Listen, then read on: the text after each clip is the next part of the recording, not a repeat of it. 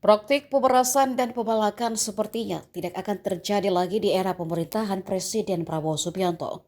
Hal ini disampaikan Wakil Ketua DPR RI Adis Kadir dilansir dari Kompas.com.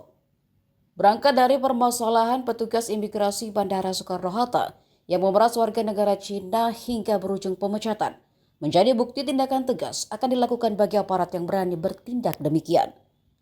Menurut Adis, langkah itu suatu contoh yang bagus di era Presiden Prabowo.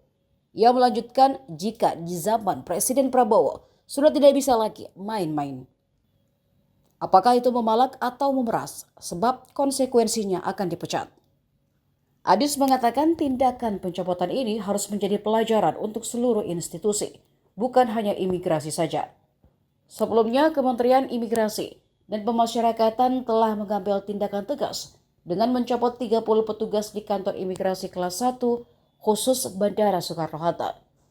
Langkah ini diambil sebagai respon terhadap dugaan praktik pemerasan yang menimpa warga negara Cina.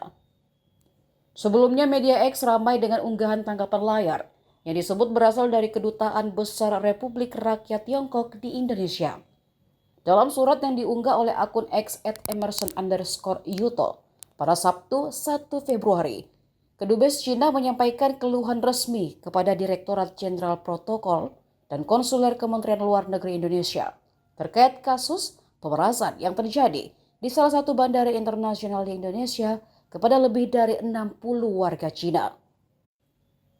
Surat yang bertanggal 21 Januari 2025 tersebut mengungkapkan bahwa sejumlah warga negara Cina menjadi korban pemerasan oleh petugas imigrasi di Bandara Soekarno-Hatta.